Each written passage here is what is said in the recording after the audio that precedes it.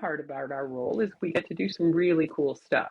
That's The right. downside about our role is we do kind of have to be in love with our brands, because if we don't love our brands, being able to innovate and be creative and solve all the problems that come before us on the day to day Yeah. becomes incredibly So difficult to hard. do. And so, So hard. So hard. It's like the salesperson who's selling a product they can't stand. Like it's exactly. gonna And, come it's through. People are palpable. gonna see that. Yeah. You don't really like Yeah, I it there, guess do we could you? do Yeah. that, but Mm. why? Yeah. Right.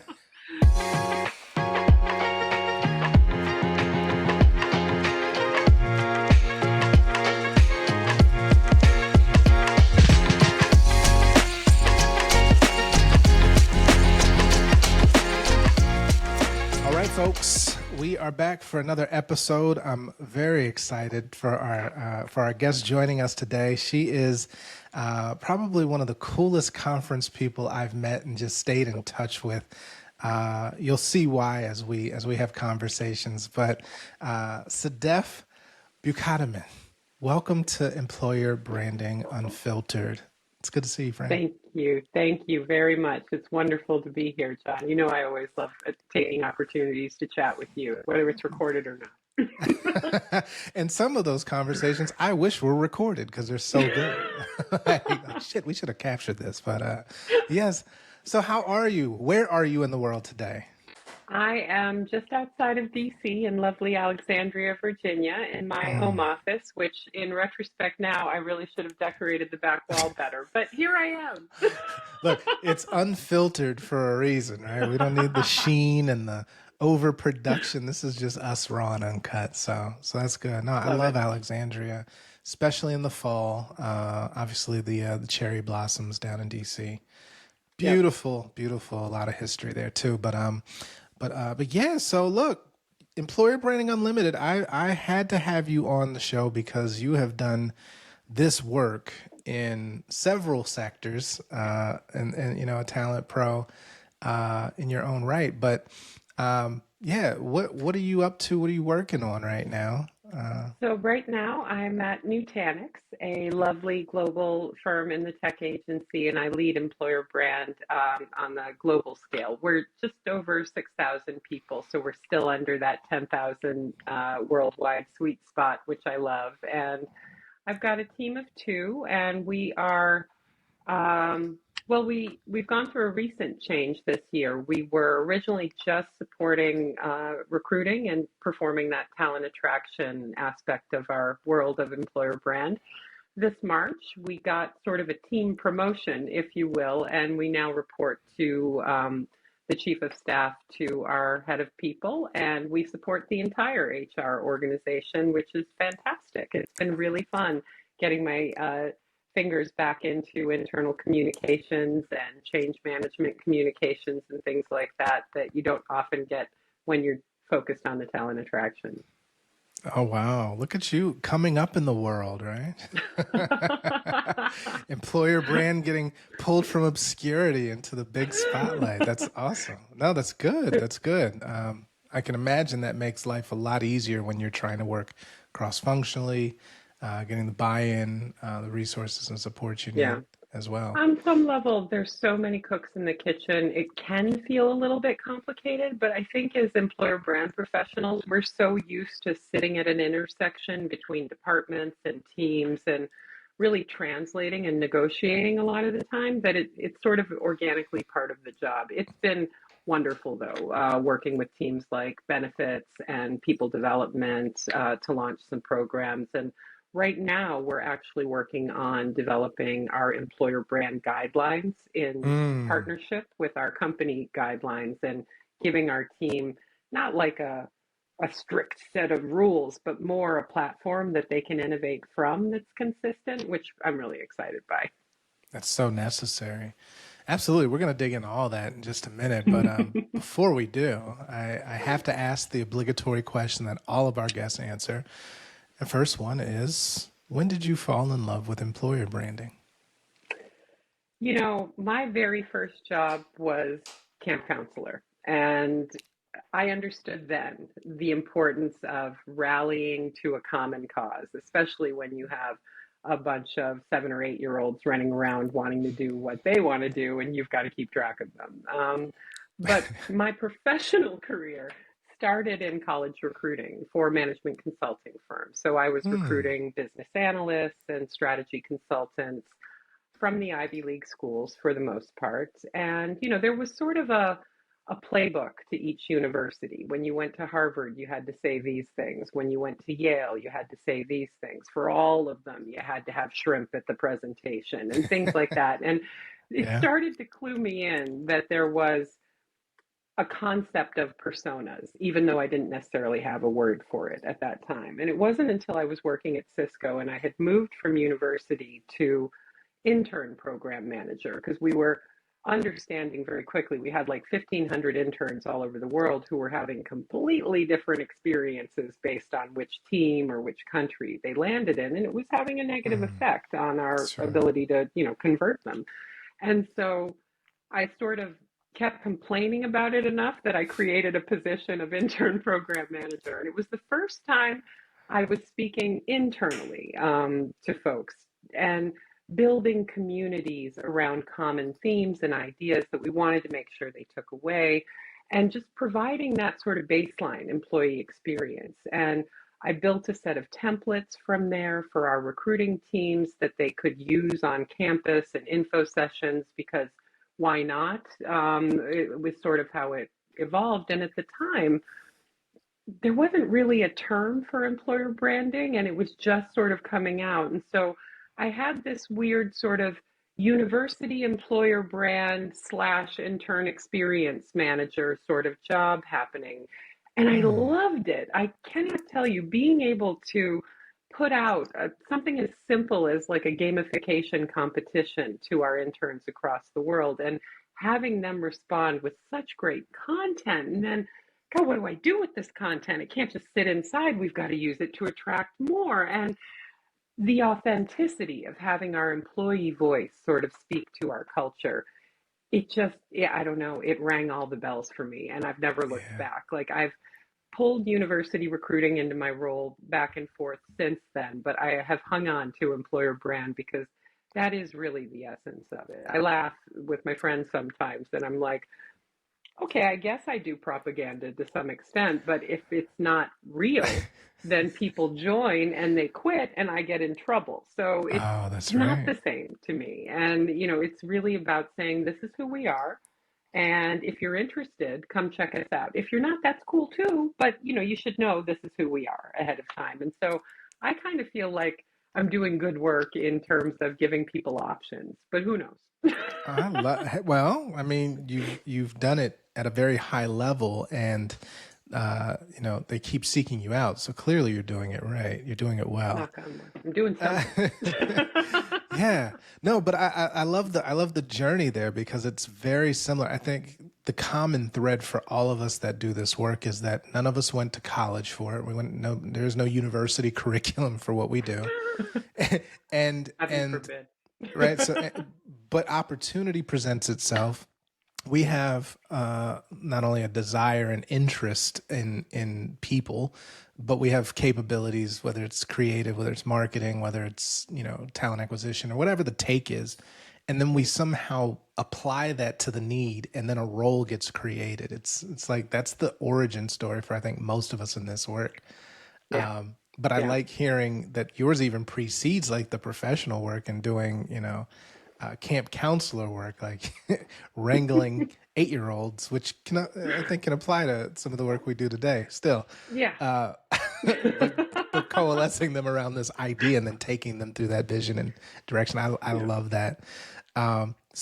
Speaking of that, um, you know, doing this work requires a lot of political savvy, I'll say, which fitting that you're in DC. The the the navigation of bureaucracy, um, you know, priorities, egos, and personalities.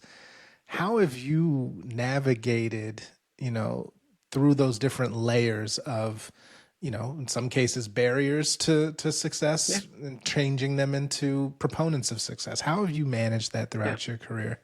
in this space? There's, you come across it in so many different ways. At each company is unique. That is one thing I will say. Like having worked at these different types of organizations has shown me there's a lot of similarities in sort of corporate life, but every company's culture is just as unique as they are and their product and their Hmm. offering. And so I've needed different things along the way. At some Hmm. organizations, I've needed sort of a senior mentor to say, please just get out of her way. Yep. And Yep. that could be someone related to HR recruiting or not. And Hmm. it really depends on the organization. In other organizations, and I'm sure every employer brand practitioner who is listening to this is going to smile when I say this, sometimes you run right into marketing and brand, who you think should be your biggest supporters and partners. Some of them think that they should be doing this instead of you.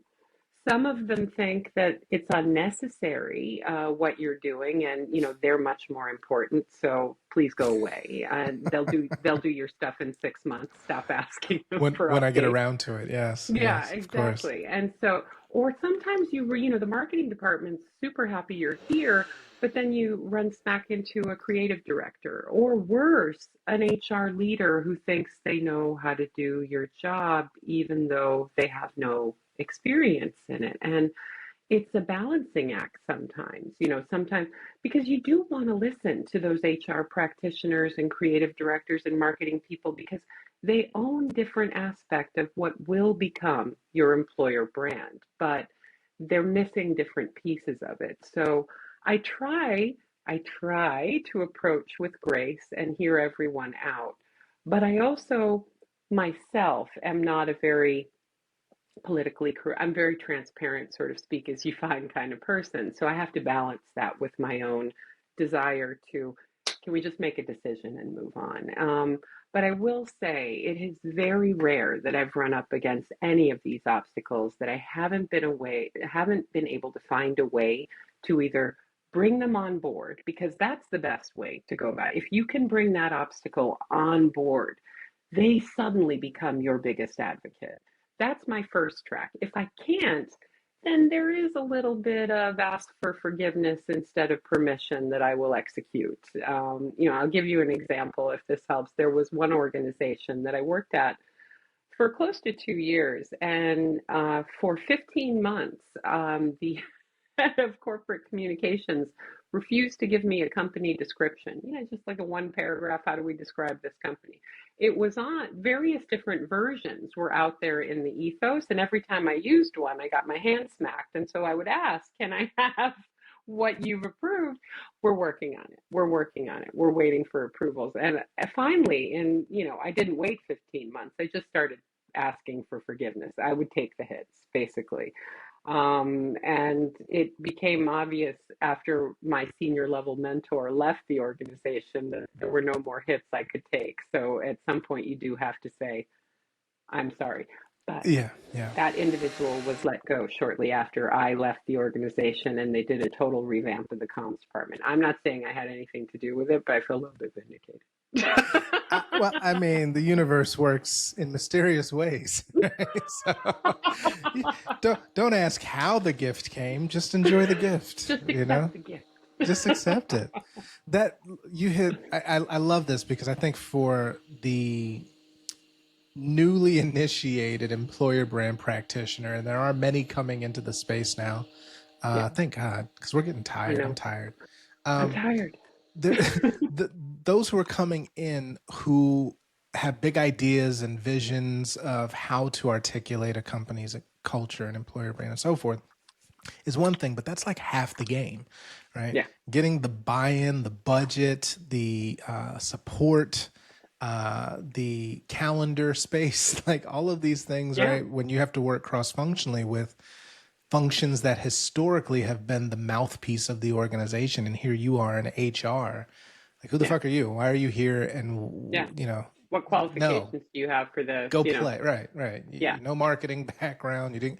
So I understand that on the surface, but there's the navigating the politics. But then I love what you said about sometimes you got to go guerrilla, like and ask for forgiveness after you've done something to move the ball. Yeah. and showcase what's possible, which then, a lot of times that's how we advance the work we do is just going out Yeah. doing some really dope shit. And then everybody in the organization is like, what is that? Who did it? And I want it. Well, it reminds me of this quote. So I worked at Cisco during the time when John Chambers was the CEO. And while we had very different beliefs from a political standpoint, that man was one of the best leaders I ever worked layers under. But there was a quote that he had that always stuck with me. And it was something around the lines of, you will never become the market leader by following market trends. You become the market leader by listening to your customer and anticipating their needs and giving them things that Mm, they didn't even know that they should ask for. And I think there's a Steve Jobs version of this quote as well too. And it logically makes so much sense to me. How would I become number one playing someone else's game when in fact my audience needs a different game? So I'm going to change the game altogether and I'm going to win on my terms. And do I win every time? Absolutely not. Nobody does. But I do move it forward. And I think that's that's right. the most important thing. And I think that's our job to do. That's gold. That's golden right there. Yeah. And unfortunately, I mean, look, you've worked at some really cool companies. I'll leave those nameless, or people can stalk your LinkedIn should they choose to. But I think back to when we met, and you were at one of the largest gaming companies in the world, and on the outside looking in, tremendous consumer brand, right? People would line up, I'm sure, just off the Yeah. strength of and the allure of the consumer brand. But the working environment, the culture, those things aren't necessarily synonymous with the consumer brand, as you well No. know. And Yeah. and and being, I think, being savvy enough to get executives who think the culture is one thing because of the strength of the consumer brand, but then you're like, no, no, here's what they're saying that Yeah. they live through every day, and it is not what you think it is. We need to be honest about that, and getting, I think, executives comfortable with that is really hard. How, It how do is. you It approach is. that? They're used to facing, boards and stakeholders and earnings calls and reporters who are really looking for the holes in whatever Mm-hmm. model or strategy they put forward. So I forgive my senior leaders for their sort of risk adverse approach. But Mm-hmm. at the same time, it's interesting, the role that we play. I'm not here to create culture. I can't pretend our culture is something that it's not. I can make recommendations to you on where some gaps are based on the persona that you're looking to bring in and really engage. But often people look to me and say, well, what should we be doing? And I'll say, well, here's my recommendation. But Mm. ultimately, that's not my job. And, when you're speaking with executives, often my advice is if we have a gap, we have to get in front of it because if we don't tell our story, somebody else will with less information and accuracy. At the same time, there's a misnomer. When you hear titles like recruitment marketing or talent attraction, I'm not looking to attract everybody. If I look to attract everybody, you wouldn't need me. I'm looking to attract a very thin line of people who I think are going to be right for this particular environment. And to your point, when I was working at the gaming company, I had not only corporate, but also, 10 design studios. And you can imagine the difference in life at corporate versus a gaming design studio is not the same. So, what do you pull forward as, here's our umbrella set of values versus here's what you can get at this particular organization. You can't go blasting that, especially the gaming company. Everybody and their brother thinks they know how to, build the game better, but do they want to work in this environment to these deadlines with these sorts of opportunities for growth and these sorts of compensation? This is what we have on offer. So our job is to really find the individuals, needles in the haystack, who are interested in that, because the reverse is we attract everybody. We say, yeah, we're the best. Come on, everybody's got a home here. We're for everyone. And then people get hired and leave. And that's a huge cost to organizations. So, That's in right. a sense, I approach it with I'm saving you time, money, and frustration by targeting the messaging upfront to the people that are going to stick here, as opposed to wasting your money on advertising and then wasting your money on overhead turnover costs. Absolutely. Yeah. I mean, the best employer brands are, I think, your best attrition reduction or mitigation strategies possible, Yeah. Yeah. because you're giving people the right information up front so they can make an informed decision. But I want to go back to something you said as well. My job is not to create culture, and I think that is phenomenally stated. A lot of times we get tasked with espousing the culture that I think people aspirationally, or leaders aspirationally, want it to be, not necessarily aligned with reality. So we have to walk that fine line of not Yeah. selling a false narrative and bait and switch, because it does nothing for your attrition rates that you want it to. But the other side of that is, I hear a lot of, my clients today will ask things like, or tell me things like, we want to be the employer of choice. And I'm like, but that's not something a brand For can do who? for you. Well, Yeah. first of all, let's define who you want to be an employer of choice for. It's not everybody, to Yeah. your point. But then also that's an outcome, a downstream effect of having really strong cultural cohesion, connectivity, clarity, process, procedure, like all of those things that make you an employer of choice based on Yeah. the outcome, not because we have a great And it's not brand. just Right? us. We have to be if we want to be fun and exciting and innovative, selling that culture, and our enterprise brand is not, we're never going to get there. We're That's never going to right. get there because that has to work in harmony. So, in order to be that like famous employer of choice, your consumer brand also has to be cool and sexy and work in parallel with your employer brand. And That's I right. don't think people think that through. I think I was at a conference, I was at TA Week a few weeks ago, maybe a month ago Hmm. now, and it was James Ellis, I think at one point, he said, um, your head of TA recognizes that they love you and you have to be there, but they absolutely hate you. They don't know how you work, they don't know what you do. They Yeah. don't really want to get too involved in it. And I laughed so hard when he said that because I mean it's just facts, really. It's Like life. I That's have exactly never what it is. the double-edged sword of sort of spinning up this organic career path that we found ourselves on is nobody Yeah. knows really what we do, and they don't really want to get into it. I could geek out like with you for Yeah. hours about, Yeah. the cool stuff that we're able to do, but they're not Absolutely. interested. And, they hire that employer brand person because they're going to fix the problem. The employer brand person is going to fix the problem with our culture. And often I walk into that, and which is why I become a little bit careful when I interview with folks because I try to lay Hmm. out this is an investment that you're making. And you should have already, or in parallel, let's make an investment in your employee experience and culture in order for Yes. this to really hit home.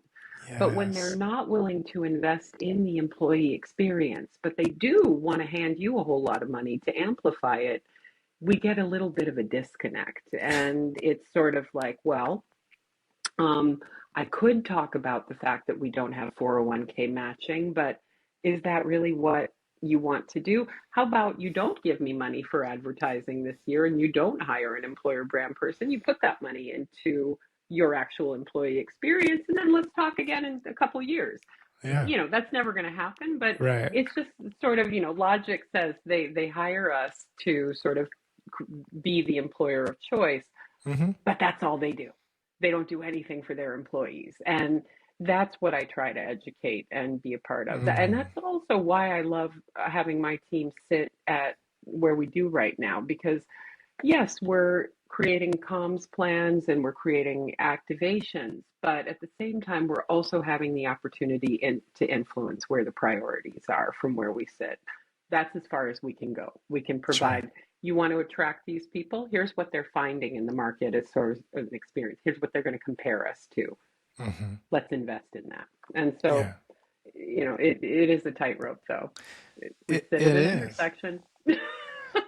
We really do, and I, God, I'm getting flashbacks now of when I was internal at a very large pharma company, and you're spot on. We get to do some of the coolest shit in the company, Mhm. and that can give you a very high profile.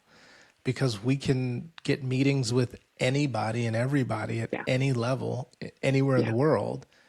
And our very own managers might not be able to do that. Yeah. You know, I vividly remember being told I was oversaturated at one point. I'm like, what does that mean? I mean, I it's my like that though. job. Like, it was I very might own corporate. that. It's Hi, very I'm corporate. oversaturated. I'm going to put that on my LinkedIn as actually employer brand leader who is often oversaturated. Often oversaturated. But it can create some negative perception, or, you know, who are you? Why do you get to? But that's the job, and it comes from a lack of knowledge or understanding about the work that we do. And I think Yeah. that is a big thing. So I would love to get your take on, you know, sort of the education level, right? This work has been going on for, I'd say, a good 15 years, let's say, from its Yeah. infancy, and really, I'd say the past 12, 13, maybe from a structured role perspective. But when I hear somebody say, get your thoughts on this. When you hear somebody say, "We need an EVP," right? And it's your immediate reaction is absolutely right. Uh, we need it, Sedef. We need an EVP, and you're like, "What do you say to that?" First Yeah. reaction. Well, we do need an EVP, a clearly articulated EVP. I absolutely agree. How would you like to go about doing that? Here's my recommendation. Start Yeah. by surveying a top percentage of your employees and then bringing that messaging back to various focus groups and Yeah. then sharing it with executive leadership. And then we can polish that into.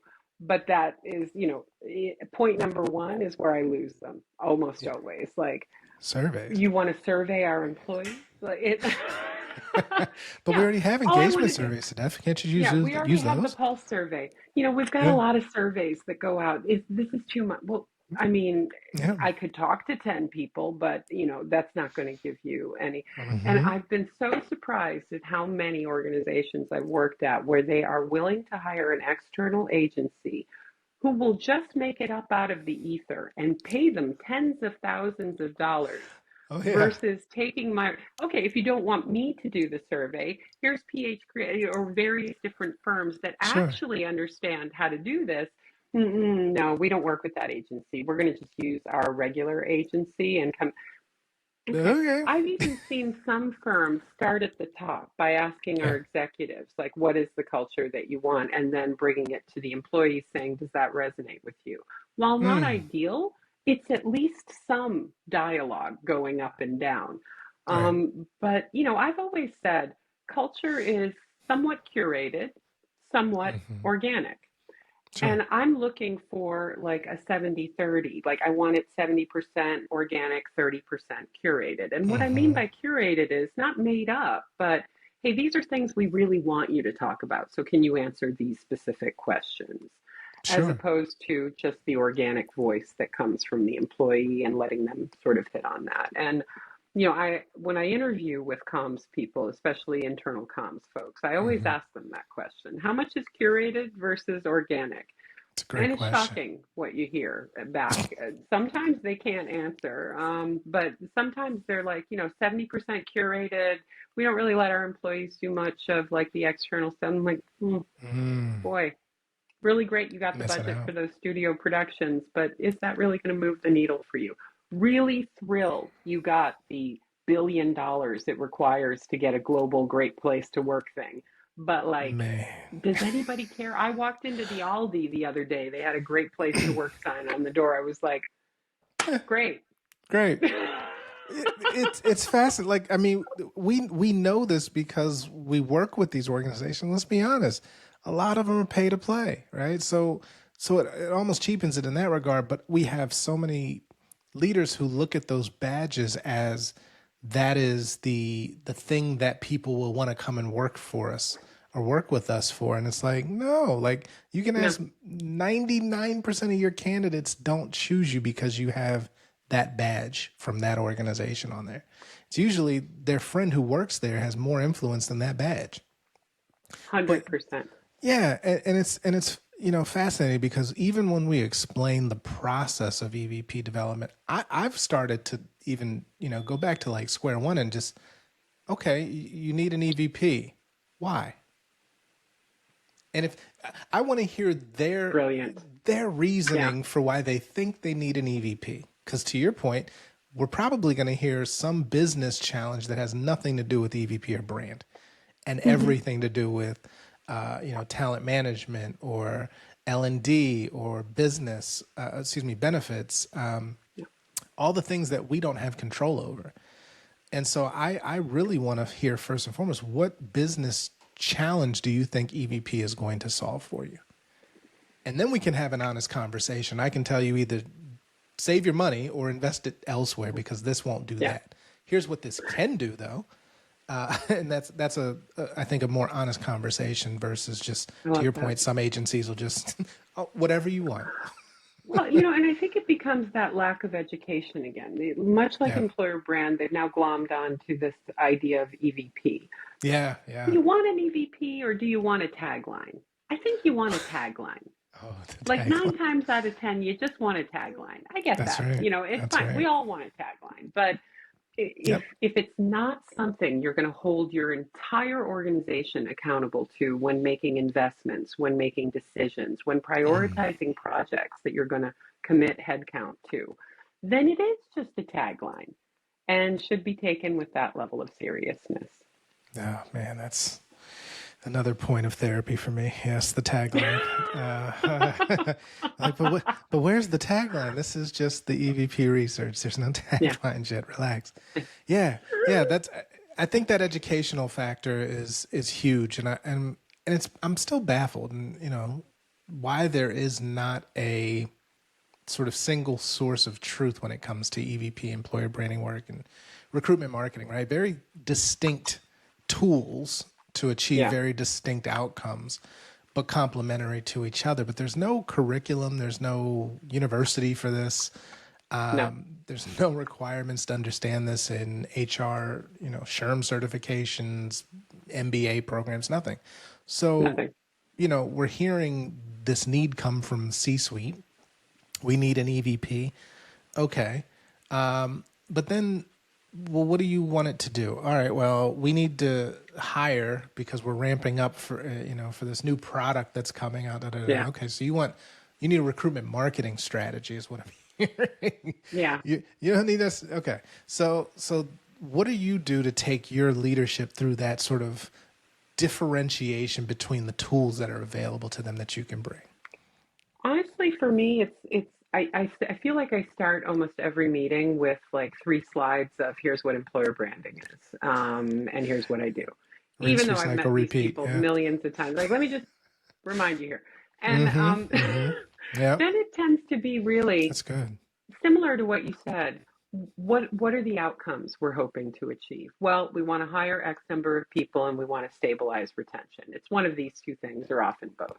That's right. And it's sort of like, okay, well, if that's the case, it looks like from the data that I have, if you're looking for retention, it looks like people are leaving because you need to invest more in X, Y, and Z. That's not Mm-hmm. something I can help you with, but I can point you to other companies who are doing this if you want to see some best practices in the market. For If you're sure. looking to hire people, then it is that sort of candidate experience, recruitment marketing. And I sort of spell out to them the areas that we're going to have to influence. Mm-hmm. I never overestimate the areas that we're going to have to influence, but I always walk away with like 30% of what I've asked for. And it's sort of like, okay, we can do recruitment marketing, but we're not going to change our candidate experience in any way. And I'm going to have to get in front of that and create this pipeline and that pipeline and this pipeline. But it is always shocking to me that you can work with your recruiting and hiring teams on sort of that recruitment marketing plan. What do you need? Where do you need it? And still, you get bad candidate experiences because folks are sitting in pipelines too long, or the role that you were describing has suddenly changed because in India that particular manager does it a different way. So the disconnects become apparent. And so I always follow up with sort of a, and here's what we did. We were able to drive this traffic. It doesn't look like we influence tires. It does look like we influence tires, depending upon sort of the data sets you're getting and have Hmm. with your tool stack. I try to pull out as much of that as possible and share with them, okay, here's what we did, highly successful, hit these goals that you asked for. Still had some issues on this other end where we didn't make the investment and suggest we Hmm. work more there. But that's really all I've been able to do. It's not perfect, but it's just sort of spell out, here's what I can give you, but here's what it's going to take to get there. I have been in situations, and I think we all have, admittedly, where folks are like, they yeah you to death, like, yeah, go ahead, do it, yeah, go ahead, do it, but then nobody knows about it or nobody supports it. And when actually the pedal comes to the metal and you need either cash or an approval, all of a sudden it's, we can't do that. And it Oh, happens, yes, it it happens. does. So you have to sort of parcel out each project. I never look at anything like, okay, one project, one deliverable. It's a series Yeah. of quick wins that gets Yep. me to that goal. And I report on as we go and parcel it out that way because there's so much change in every organization I've worked at. I have teammates now who are like, okay, what's our fiscal year plan? I'm like, I don't know, because I'm still waiting for XYZ to develop their strategic priorities. Until they do, I'm not carving anything into stone. And that could change in the next That's quarter. right. So That's you just right. have to be open to adapting to that. And it can look like, you haven't plotted out a concrete strategy. It's why would I plot out a concrete strategy for a business that I know is going to change next quarter? I'm going to be Mm. agile with them and give them what they need while working to some larger goals that I may or may not be talking about with them, but I know are there. Hmm. That's absolutely, folks. These are gems you're receiving right now. I hope you know this because the points that are so salient, especially right now, right? If we look at the economic uncertainties, the geopolitical uncertainties, the shift in balance of power between Yeah, employer and employee. Like there's yeah, so much happening in the world right now that we have to still brand through. yeah, And we've yeah, seen you and I, we've seen many different cycles of labor and politics and leadership and world events and all these things that we have to constantly be on, head on a swivel for, because that yeah, can impact messaging at the drop of a dime, right? absolutely. Pandemic And being probably the best example yeah, I of. was just going to say this last 5 years, looking at like the balance of power between it being a talent market to it being an employer market and That's back right. and forth again, and watching also how hybrid work has changed dynamics. Like, I don't know if you've seen this, but in the last couple of years, I've seen people who like genuinely get the work done, but never really get promoted because they're not, handshaky and networky like some types. Now all of a Hmm. sudden those people are getting promoted because in a work from home environment, you actually have to deliver the work and no one really cares if you know 50 people or not. You That's have to right. do the work. And so I Yeah. am seeing some really good stuff come from this, but the ongoing uncertainty sort of has me like, okay, let's just plan 3 months. Let's plan 3 months because how many Mm. times have we seen? I know I've seen like brilliant marketing, recruitment marketing campaigns that go out and really grab your interest. And then you go look at the company and they're not actually hiring because, hiring freeze came 2 weeks before the campaign hit. And it's sort of like, Yes. okay, well, we paid for Damn. all this stuff, so we're just going to keep it out there. And Just so throw it out there. Yeah. yeah, Yeah. just That's a really I'm good point. plan as best I can, but I plan for change more than anything else. This Oh, is what I hope to that's do. so that no, that's so smart. And look, you take all the externality out of it, and you say we could have a different CEO or CHRO next week, and their Yeah, whole vision changes the whole, ethos of the company.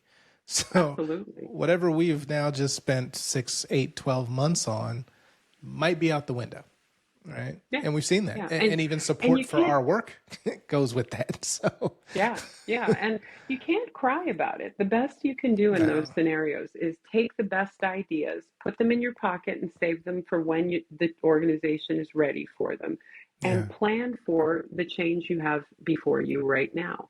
You Mm-hmm. know, our organization right now is doing a lot of really heavy lifting to build a headcount planning model that hasn't been there in the past. You know, I joined Yeah. Nutanix. The same reason a lot of people did is because they're in that sort of evolution from startup to enterprise. And so you get to build Mm-hmm. something really real. But you also have to accept in that process, some days are going to be high, some quarters are going to be low, and That's right. sometimes your work is going to be incredibly necessary and high priority, and sometimes it's not. And as Mm-hmm. leaders change, that changes as well too. So Yeah. I've, looked at my journey here at Nutanix even as we've gone through. When I first joined, I think we were hiring like three times as many more people as what we're hiring right now. Mm-hmm. And I've always just tried to look at how can we continue when hiring gets slowed down. All right, how can my team continue to add value? Where can we help Yeah. here? Where can we amp up what we're doing here? Because it's a little bit self-preservation, but it's also, you've got to stay motivated and focused on task. We've talked about this before. The Mm-hmm. fun part about our role is we get to do some really cool stuff. That's The right. downside about our role is we do kind of have to be in love with our brands, because if we don't love our brands, being able to innovate and be creative and solve all the problems that come before us on the day to day Yeah. becomes incredibly So difficult to hard. do. And so, So hard. So hard. It's like the salesperson who's selling a product they can't stand. Like it's exactly. gonna And, come it's through. People are palpable. gonna see that. Yeah. You don't really like Yeah, I it there, guess do we could you? do Yeah. that, but Mm. why? Yeah. Right. You Right. know, we're corporate, but we're creative, and we're Oh, HR, but we're creative. People yes. always sort of shake their head. It's like, oh, have you dealt with creative teams in the past? Yes, I am part of a creative I team. am Like, said creative team. Yes. What do you mean by that? Yeah. well, what's Yeah. the problem? I love creative All teams. Like, right. why would you want to be in a non-creative team? Mm-hmm. Mm-hmm. Yeah. Look, yeah, I think that there is that clash between commerce and creativity, right? That we often get caught up in the mix of, because we can be so Yeah, impassioned about the brand that we have spent months, if not in some cases. I know folks who spent a year and a half to almost 2 years trying to get a brand across the yeah, line. You become connected to it because you've invested time to understand the people behind the brand. yeah, And then when you try to get it across the line, you're being met by resistance from nothing personal, but lack of prioritization, subjectivity, people who've never done your job a day in their life having an opinion on how it should be done, which, we've all dealt with that. yeah. But I love the notion that we have to, we have to be constantly looking at how we're delivering value, because it's not always going to be obvious, right? Yeah. Everybody assigns our value towards talent attraction, but what do you do when you're on a hiring freeze, i.e., Yeah. pandemic, or right? And I think for most of us who knew what it was, we're like, this is the time to actually double down on your employer brand, because people need you the most now, right? You might not have a Exactly. job for them, but there's other ways that you can showcase your connection to your people, and who better to do that than employer brand?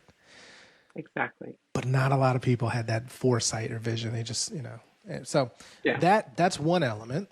Then you have things like DEI and the ever shifting sands of that that Yeah. landscape, right? And so 2020 to 2023-ish, first half of the year, everybody's gung ho. You got Yeah. commitments left and right. You've got high investments. You've got roles being created, teams, and all of these things.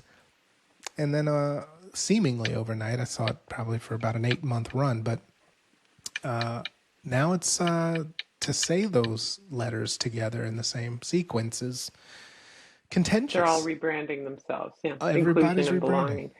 That's right. I read this article. I think it was New York Times or Washington Post. You can gauge the liberal media that I follow here. But there was an No article value about how judgments DE there. and Yeah. I. There was an article about how DE and I is going through another evolution, and how the civil rights movement actually had morphed into what we see today as DEI, which is now That's morphing right. into more of an idea of less diversity, more belonging. And, Mm-hmm. I get it. I get Mm-hmm. that, that article for me was really eye-opening because it had never in my mind connected the civil rights movement with DEI initiatives. I don't know Oh why, yeah. but it Yeah. just, it was just that was one thing where you Sure. protest, and this is another thing where you go to work and you make different decisions. And Mm-hmm. making that connection was important for me for the pieces to fall into place. And I do think, we are at another weird time in evolutionary path for DE&I, but I also think so much of this is, I don't think organizations, companies know what to do with hearing consumer voices. They either take them too seriously or they don't take them seriously enough. And they're working in this world where they're kind of trying to figure it out. Mm-hmm. And for employer brand, it's almost an opportunity for us to educate our partners in marketing. And some of these you should be listening to.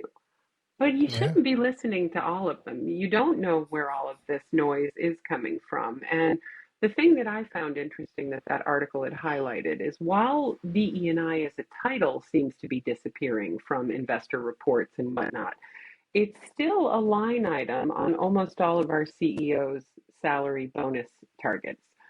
So there's still a financial motivation to make it happen. It just Mm-hmm. needs a rebrand. That's right. Okay, that I'm willing to get behind. Yeah. When I get worried is when it falls off of CEO compensation bonus plan, when it's not when it's no longer something that they're being measured on to make their Mm-hmm. money, then I Mm-hmm. think it falls off all of our radars. And at that point, Yeah. I send up a flare. But Yeah. for the time being, I think we are going through a period of rebranding. And, I think that there have been some DE&I teams that I've worked with who've been incredibly effective in influencing the employee experience. At Mm-hmm. other organizations, it's been a bit more window dressing.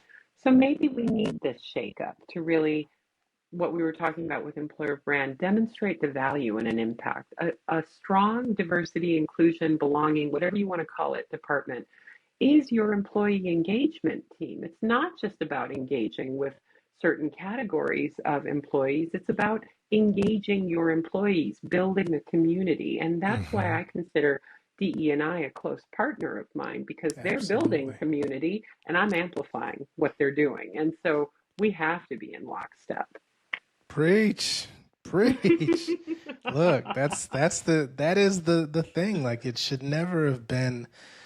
I understand why it was sort of a siloed functional relationship between DE and I and employer brand, right? I get that.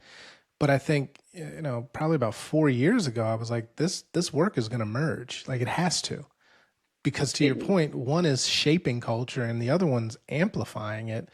They need to talk to each other to get the message straight. And then yeah, imagine how much more effective the shaping part could be if you had a bullhorn messenger to showcase what you're doing versus just an email or part of a newsletter or a piece in a town hall. Like, what if we could do yeah, some really cool shit to showcase the structural yeah. change that you're bringing through your It's initiatives? like I'm really psyched that you have like 15 employee resource groups and you pay for lunch for them to get together once a month. But Yeah. do you ever go talk to them at product launches or before PR announcements for the company? Do you ever engage with them to get their point of view?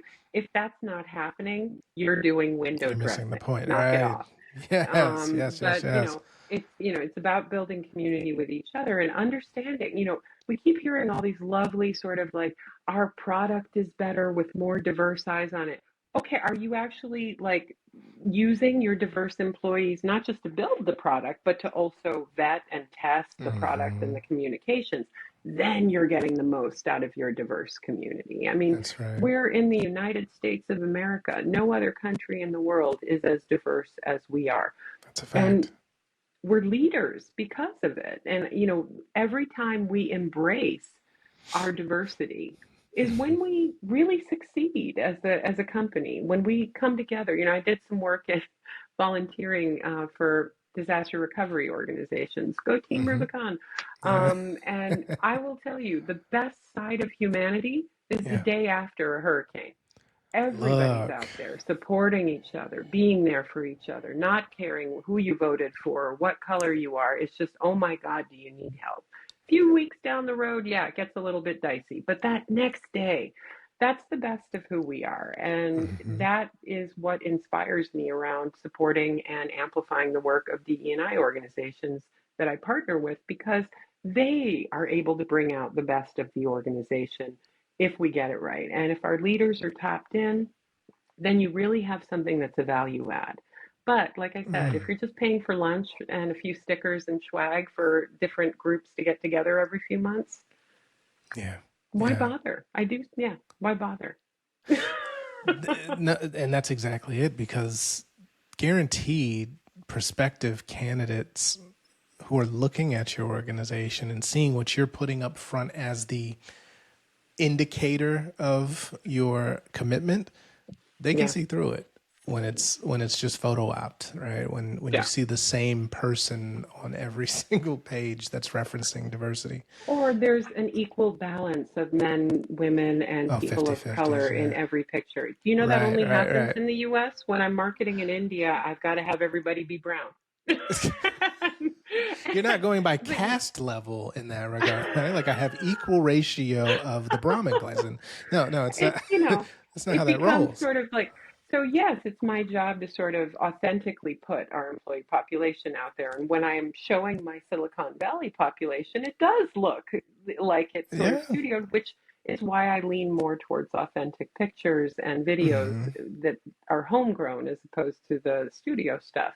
But you also Mm-hmm. have to Yep. be comfortable with allowing a few pictures of all brown people. Or if it's the UK, you get more diversity there, but maybe in Mm-hmm. Germany it isn't. So That's right. think about your audience and what their expectations are. We're looking at a Gen Z who has been inundated with advertising since birth and whatever they're calling themselves after Gen Z, I think it's Gen Gen A, A. Alpha, yeah. With every generation, the game changes a little bit. Their That's right. bullshit meter is really, really high. They're not buying the, hi, I'm Sedef and I love my job. They want to know why you love your job, Right. and they're not going to know it by a studio produced video. So trust your employees, Mm. make sure you're investing in them, trust them, give them, enable them to amplify their experience. That is sort of Yeah. my reason d'entre. I'm sort of like, please let me find ways to enable my Mm-hmm. employees because, yes, we'll do a certain measure of produced content.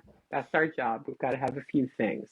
Of But course. the really moving thing for candidates and for employees is letting their voice come through and seeing that authentic piece. I love Jumping this. off my soapbox now. Oh, no, no, no. Please remain there because I'm about to step on mine right next to yours. It's you know, I'm working through. I was just on a call and talking to a very, very senior person at a very well-known organization, who is responsible for not only talent but also DE&I and talent attraction and talent management, all in one. Which I'm like, oh, Wow. that's phenomenal, right? You're not busy at all. God bless you. But, and I feel for it, but That's a the job. that is a job. But I was like, but I think you also have three of the most important organizations to be connected under one leader because there's such a consistent through line. And I was sharing my Yeah. thoughts on like how my views on DE and I have evolved to more of this. How do we center humanity in a more honest and transparent way than being so hyper focused on the identity, which will Yeah. always force division, right? And I'm not saying you don't recognize people's identities because that's critical. But when you get to a company, you're joining an organization who is hiring you to believe wholeheartedly in what their vision is and what they need to get done. So how do I Yeah. take me and move you into this concept of we within the auspices of our organization? And how do we showcase how we make you feel like we instead of me by yourself, Yeah. right? Yeah. And I think from a branding perspective, if we can tap into how we get people to go from me to we faster by showcasing the ways that we live that, Yeah. then we have done our job. Otherwise, the to your point, the message of everybody come one, come all, everybody's welcome, and be exactly who you want to be. And I'm like, all right, until you get in that room and everybody's looking at you like, so is anybody going to tell him? Like, Yeah, we yeah. don't wear that here, or, this is how Well, we operate here. And yeah. Well, we just, saw, the FANG companies for since their inception, bring mm-hmm, everything you are. Come live on campus if you want to. Never literally leave. We want you. And then the join 2016 us. election. Yeah, just Sounds like relax. a It's going cult. to be fine. And it kind of is. No, And you then can the never leave. 2016 election happened, and suddenly Mm-hmm. employees started expressing their full beliefs. And, Yeah, some of them were unpalatable to some, and some of them were, exclusionary to others. that's right. And so all of a sudden we were seeing things like Google walkouts and Facebook and this, that, and the other. And And I'm just sitting on Netflix the and sidelines chuckling because you never wanted them to bring their whole self to work. You just wanted them working. Google's a great example. That Mountain View campus is a thing of beauty. The oh, it's investment they gorgeous. put in that to just with the restaurants and the community Apartment gardens, and complexes and never want to leave employees living in their car because why? Everything else is here. And it only cost them a couple million in overhead to do something like that, but the productivity that they got from it was astounding. through the Now they're roof. trying to send people home and get them to have a life because they're too involved with They're each burnt other. out. And I'm just sat back going, you didn't think about this long term, did you? Or did you? I don't know. But ultimately, especially after the pandemic, people have Mm-hmm. realized that work is not their entire lives anymore. What I Yeah. don't want to do is sort of sell that message, come be part of the cult. We Mm-hmm. are not the Mm-hmm. circle. That's not what we're going to do here. But if we can put the what's in it for you by working here, like for example with Nutanix, you can come be part of an enterprise in development. So you can help Mm-hmm. build the foundation in those ground floors. That's Mm-hmm. not going to appeal to everyone. But for the person who it is going to appeal to, you're giving them that. You're going to be able to build things correctly. You worked at Mm-hmm. all those companies, it was kind of crappy, the product. Now you get to do it better here. Like that's Mm-hmm. the underlying sell that we have here. And again, not for everyone, but it Mm-hmm. does have to be a part of the narratives that we tell. And, that what's in it for me once answered, and here are the types of people that you get to do it with. And I Sure. have yet to come up with an appropriate tagline for we're really nice people, but that is the secondary Nutanix sell. It's sort of like you get to build something with some really nice With some really people. nice people. And Yeah. that's what we have on offer.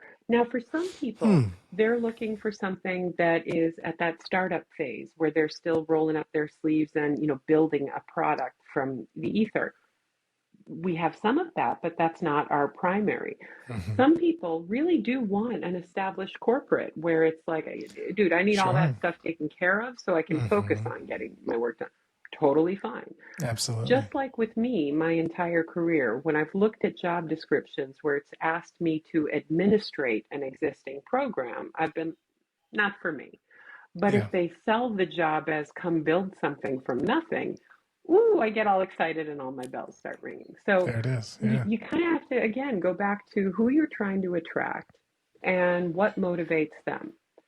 And if the what's in it for me, for those individuals, can be put forward to them, Mm-hmm. then they'll take a second look at your company. They'll take a third look. And if they continue liking what they see, they might apply. Fair points. Fair points. Would you say that? And I often take some might say a cynical view, but nice disclaimer here for this question. When we look at, I'm a very reductionist sometimes, but when we look at the labor and employer relationship, it hasn't changed much, right? In hundreds of years, by the way, since Yeah. the colonial model of Western work. What it's evolved to is we've gotten to a point where the exploitation doesn't feel as overt, right? Mm-hmm. If we're being honest, because the easiest display is the gap between executive level pay and frontline pay, right? Yeah. Whereas we all say, without frontline, this business doesn't exist, but you don't pay them the same way. So fine. And I'll ride with that. Yeah. But from an employer brand perspective, our job becomes to make that, to at least give some indication where, hey, this is going to be like, this is going to suck, right? But here are all the things that you get as benefits from doing this thing that really sucks.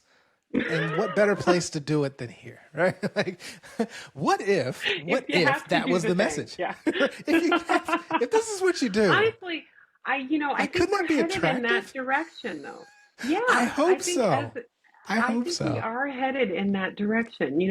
We my first year at Nutanix, we ran an outreach campaign, and it Hmm. was sort of, don't apply for this job, and it was sort of crossing out the Oh word yeah, don't and then writing, other things in, and we did it because it was cheeky and funny and sort of sure. along the lines of our internal sort of culture speak, but it was, an interesting way to garner attention, even from like Of our course. sales profiles, not just the engineer. Like, wait a minute, did I just see an ad with a cross out something in it? And Uh huh. things like, we're not looking for the perfect candidate. No, we're looking for the perfect candidate, and then we annotated not into it. So we're not looking for perfect candidate. Perfect's predictable. We want someone with unique talents. And Ooh, that's so strong. it was just having It's fun really being good. cheeky like that. When I worked at the gaming studio, there's always a problem with hiring gender diversity. There are just Sure. more men than women in gaming right now being paid. Not saying in the world of gaming, but Yeah. being paid at organizations.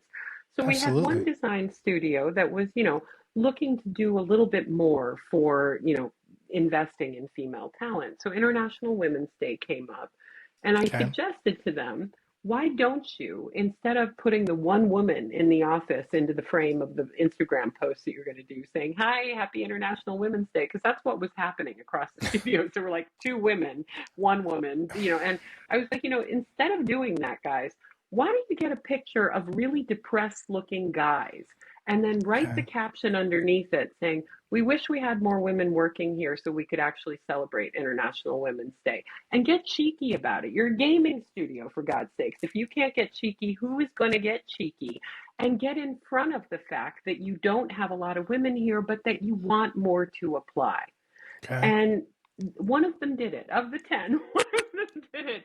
And they had really positive success. It's just, we've got to be, people aren't buying the, fun little sort of taglines that don't tag back to anything. What they are responding to is transparency and honesty. And, eventually that will Mm, fall out of vogue too. But I do think right. we're headed in the direction of, hey, listen, the work isn't that interesting, but you get to work with really cool people and get paid really well. But that could be a sell to the right person.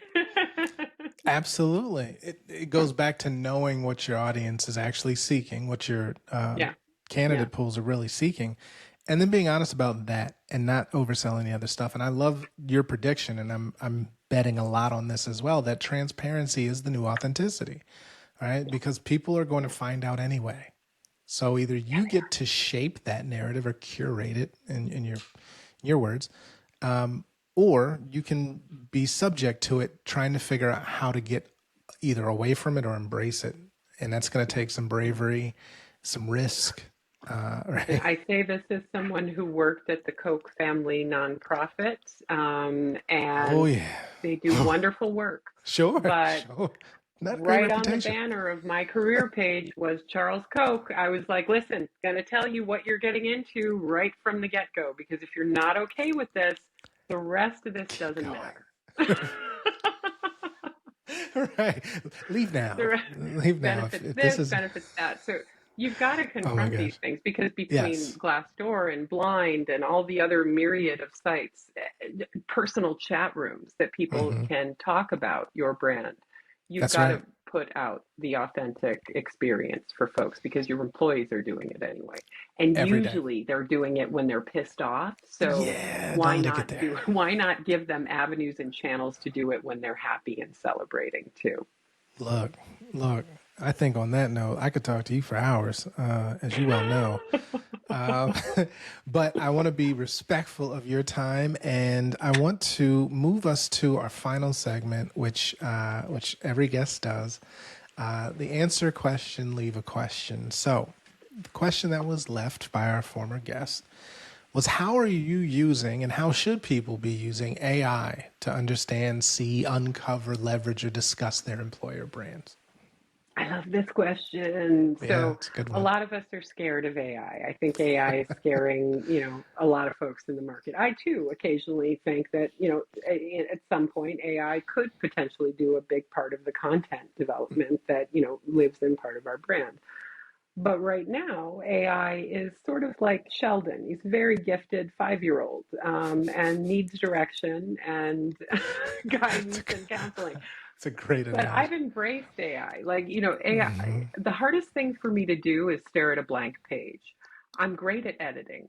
Hmm. So if I can use AI to do my first draft for me and beat it up in the process while not having to like give somebody a human a hard time, why wouldn't I Right. embrace that? That's a win. And so Yeah. I've used it myself for content development.